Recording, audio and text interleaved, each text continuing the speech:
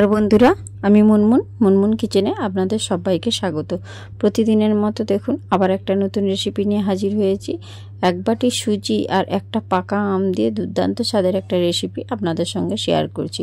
ভিডিওটা অবশ্যই লাইক দিয়ে দেখা শুরু করুন এবং ভিডিওটা কোনো অংশে স্কিপ করবেন না।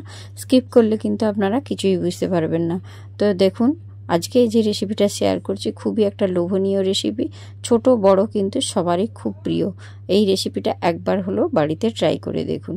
তো দেখুন, প্রথমে এই রেসিপিটা করার জন্য এখানে নিয়ে নিয়েছি একটা পাকা আম, আর এখানে দেখুন একটা 10 টাকা দামের সুজি নিয়ে নিয়েছি, আর এখানে এক বাটি চিনি, কাজু, কিশমিশ আর নিয়েছি 3টে মতো কাঠবাদাম।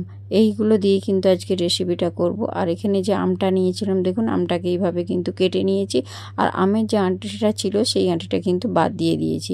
এবার এই আমের পাল্পগুলোকে একটা চামচের সাহায্যে দেখুন বন্ধুরা আমি এটাকে কিন্তু বার করে নিচ্ছি। আর আপনারা চাইলে এখানে কিন্তু ছুরির সাহায্যেও কেটে নিতে পারেন। ছুরির সাহায্যে কেটেও কিন্তু আমের এইভাবে পাল্পটা বার করে নিতে পারেন। আমটা কিন্তু খুবই রসালো এবং খুবই মিষ্টি। আমটা আপনারা দেখে এবং আমের কালারটা দেখে বুঝতেই পারছেন যে আমটা কতটা রসালো হবে এবং আমটা খুবই মিষ্টি। তো দেখুন, এইভাবে আপনাদের সঙ্গে কথা বলতে বলতে কিন্তু আমের ভেতরে যে পাল্পটা ছিল সেই পাল্পটা কিন্তু সম্পূর্ণই বার করে নিচ্ছি। আর এখন যেহেতু আমের সিজন, এই আম দিয়ে কিন্তু বিভিন্ন রকমের রেসিপি হয়। তো আমিও আজকে যে রেসিপিটা শেয়ার করছি অবশ্যই দেখতে থাকুন। আমি অবশ্যই আপনাদেরকে শেষে জানাবো যে আমি আজকে আম দিয়ে রেসিপি করছি। তো দেখুন, সম্পূর্ণ আমের পাল্পটা কিন্তু আমার ছাড়ানো হয়ে গিয়েছে। আর এখানে একটা মিক্সির বোল নিয়ে নিয়েছি, তার মধ্যে দেখুন সম্পূর্ণ আমের পাল্পটা দিয়ে এবার কিন্তু আমি একটু ঢাকনা দিয়ে সুন্দর একটা মিহি পেস্ট বানিয়ে নেব। আর আমটাকে পেস্ট করে নেওয়ার পর আপনাদের সঙ্গে দেখিয়ে দিচ্ছি। দেখুন, আমের পাল্পটা ঠিক এইরকমভাবে পেস্ট করে নিতে হবে। খুবই সুন্দর কিন্তু একটা রেসিপি। এবারে এটাকে একটা সাইডে রেখে দিচ্ছি, আর গ্যাসের উপরে দেখুন একটা ননস্টিক কড়াই বসিয়ে দিয়েছি। এবার কড়াইটা ভালো করে গরম হয়ে গেলে ওর মধ্যে দিয়ে দিচ্ছি 1 চামচ পরিমাণ ঘি। আর ঘিটা কিন্তু অবশ্যই ভালো করে গরম করে নিতে হবে। এই পর্যায়ে দেখুন ঘিটা গরম হয়ে গিয়েছে, আর আমি যে কাজু বাদামটা রেখেছি সেই কাজু বাদামটা কিন্তু ওর মধ্যে দিয়ে দিচ্ছি। দিয়ে ভালো করে কিন্তু একটু নেড়ে চেড়ে ভেজে নেব। এই কাজু বাদামটা যখন ভাজবে অবশ্যই গ্যাসের ফ্লেমটা লো ফ্লেমে রাখবে, আর লো ফ্লেমে রেখেই কিন্তু হালকা আঁচে এই কাজু বাদামটা ভেজে নেবে। এখানে দেখুন কালারটা কত সুন্দর চেঞ্জ হয়েছে, হালকা একটা ব্রাউন কালার এসেছে।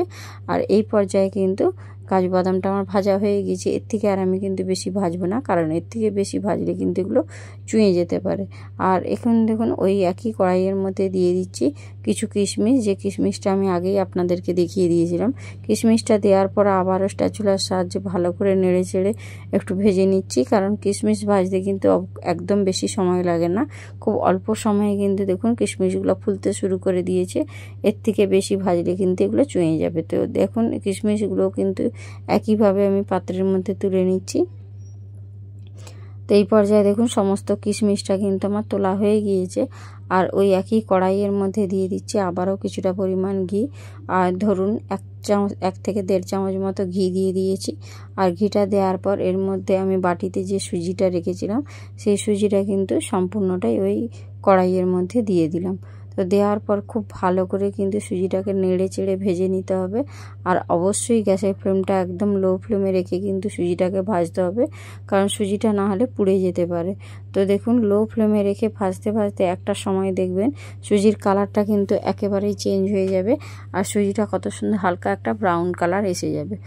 কার কার আমার ভিডিওগুলো ভালো লাগে অবশ্যই লাইক, কমেন্ট ও শেয়ার করে দিও, এবং আমার চ্যানেলে নতুন হলে অবশ্যই চ্যানেলটা সাবস্ক্রাইব করে পাশে থেকো, আর বেল আইকনটা অবশ্যই প্রেস করে দিও যাতে নোটিফিকেশান সবার আগে আপনার কাছে পৌঁছে যায়। তো দেখুন আপনাদের সঙ্গে কথা বলতে বলতে আমার সুজিটা কিন্তু সুন্দর ভাজা হয়ে গিয়েছে, হালকা ব্রাউন কালার হয়ে গিয়েছে। এবারে আমি এর মধ্যে দিয়ে দিচ্ছি লিকুইড দুধ 1/2 বাটি মতো। তো 1/2 বাটি লিকুইড দুধটা কিন্তু দেওয়ার পর এবারে খুব অনবরত কিন্তু সুজিটাকে নাড়া দিয়ে ওই দুধের সঙ্গে মিশিয়ে নিতে হবে, কারণ এখন যদি সুজিটাকে না তাড়াতাড়ি নাড়া দেওয়া হয় তাহলে সুজিটা কিন্তু ধাঁধা পেকে যেতে পারে। আর লো ফ্লেমে রেখে দেখুন সুজিটাকে আমি নেড়ে চেড়ে দুধের সঙ্গে মিশিয়ে নিলাম। আর এখানে দেখুন যে চিনিটা রেখেছিলাম, এখানে 100 গ্রাম মতো চিনি রয়েছে, ওই চিনিটাও কিন্তু দিয়ে দিলাম। আর মিষ্টিটা আপনারা আপনাদের প্রয়োজন মতো বাড়িয়ে বা কমিয়ে নেবে। এখানে যেহেতু আমটা আমার খুব পাকা এবং খুব রসালো আর মিষ্টি, তার জন্য আমি চিনিটা কিন্তু 100 গ্রাম দিয়েছি। আপনারা চাইলে আপনাদের আমের মিষ্টির স্বাদ অনুযায়ী বাড়িয়ে বা কমিয়ে নেবেন। আর এখানে দেখুন চিনিটা কিন্তু এই পর্যায়ে গলে গিয়েছে, যেহেতু গরম আছে, গরমে চিনিটা খুব তাড়াতাড়ি গলে যায়। এবারে আমি এর মধ্যে দিয়ে দেব আমের পাল্পটা, পাকা আমের যে পাল্পটা আমি রেডি করেছিলাম মিক্সিতে, সেই সম্পূর্ণ পাল্পটাই দিয়ে দিলাম। আর হাতের সাহায্যে দেখুন সমস্ত পাল্পটাই কিন্তু ভালো করে ওর মধ্যে দিয়ে দিলাম। আর দেওয়ার পর কিন্তু একটা হাতার সাহায্যে খুব অনবরত ভালো করে নেড়ে নিতে হবে বন্ধুরা। নাড়িয়ে কিন্তু ওই সুজির মধ্যে ওই পাল্পটা দিয়ে কিন্তু নাড়া দিয়ে ভালো করে কিন্তু একটু কুক করে নিতে হবে। তো আমের পাল্পটা যেহেতু দেওয়া হয়েছে, এখন কিন্তু অবশ্যই গ্যাসের ফ্লেমটা লো ফ্লেমে রেখে কিন্তু খুব ভালো করে এইভাবে মিশিয়ে নিতে হবে। তো কার কার আমার রেসিপিগুলো ভালো লাগে অবশ্যই লাইক কমেন্ট করে দিও, আর আমাকে কমেন্ট বক্সে কমেন্ট করে জানিও কেমন হয়েছিল। আর এই পর্যায়ে দেখো ভেজে রাখা যে কাজু আর কিশমিশটা, ওটাও কিন্তু ওই সুজির মধ্যে দিয়ে দিলাম। আমি আজকে যে রেসিপিটা করছি এটা হচ্ছে পাকা আম দিয়ে সুজির হালুয়া। যেহেতু এখন আমের সিজন চলেছে, তো সেই পাকা আম দিয়ে আজকে আমি সুজির হালুয়া বানালাম। এটা কিন্তু খুবই সুস্বাদু খেতে, একবার হলেও বাড়িতে ট্রাই করো এবং বাচ্চাদেরকে একবার হলেও বানিয়ে দিবেন।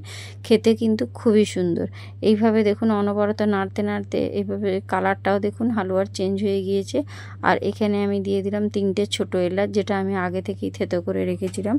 আর ওইটাকে কিন্তু ভালো করে এলাচটা দেওয়ার পর আবারও নাড়িয়ে চাড়িয়ে ভালো করে কুক করে নিতে হবে, কারণ এর মধ্যে যে এক্সট্রা দুধটা রয়েছে সেটাকে কিন্তু একেবারে শুকনো করে নিতে হবে, কারণ দুধটা থাকলে কিন্তু খেতে ভালো লাগবে না, হালুয়াটা একদম ঝরঝরে হবে। তার জন্য দেখুন নাড়াচাড়া করে কিন্তু খুব ভালো করে এর মধ্যে যে এক্সট্রা দুধটা রয়েছে সেটাকে কিন্তু একদম শুকনো করে নিতে হবে। আর অবশ্যই গ্যাসের ফ্লেমটা লো ফ্লেমে রেখে কিন্তু এই কাজটি করতে হবে, নাহলে কিন্তু হালুয়াটা তলায় ধরে যেতে পারে। আর এইভাবে অনবরত নাড়া দিয়ে দিয়ে কিন্তু হালুয়াটা সুন্দরভাবে কিন্তু কুক করে নিতে হবে। এবারে দেখুন কালারটাও কতটা সুন্দর চেঞ্জ হয়ে গিয়েছে, খেতেও কিন্তু অসম্ভব মজার হবে। একবার হলো বাড়িতে ট্রাই করুন এবং বাচ্চা বড় সবাই কিন্তু মজা করে খাবে। এখানে দেখুন গ্যাসের ফ্লেমটা আমি অফ করে দিয়েছি, হালুয়াটা আমার একদম রেডি হয়ে গিয়েছে। পাকা আমের হালুয়া কিন্তু খেতে অসাধারণ সুন্দর, একবার হলো বাড়িতে ট্রাই করার অনুরোধ রইল। এবারে আমি একটা প্লেটের মধ্যে সার্ভ করে দিয়েছি। এবারে এই হালুয়াটার উপরে একটু ডেকোরেশন করে দেবো। আমি যে আনমোল বাদামটা নিয়েছিলাম, সেই আনমোল বাদামটাকে দেখুন সরু সরু করে কুচো করে উপর থেকে ছড়িয়ে দিচ্ছি। এতে দেখবেন হালুয়াটা খেতেও কিন্তু খুব সুন্দর লাগবে আর দেখতেও কিন্তু খুব সুন্দর। পাকা আমের হালুয়া খেতে কিন্তু খুবই মজা, একবার হলেও এইভাবে পাকা আম দিয়ে সুজির হালুয়া বানিয়ে দেখুন, খেতেও কিন্তু খুব সুন্দর। কার কার আমার রেসিপিটা ভালো লেগেছে অবশ্যই লাইক কমেন্ট শেয়ার করে দিও। আবার দেখা হবে একটা নেক্সট রেসিপির সঙ্গে। তো আজকের মতো ভিডিওটা শেষ করছি, টাটা বাই বাই।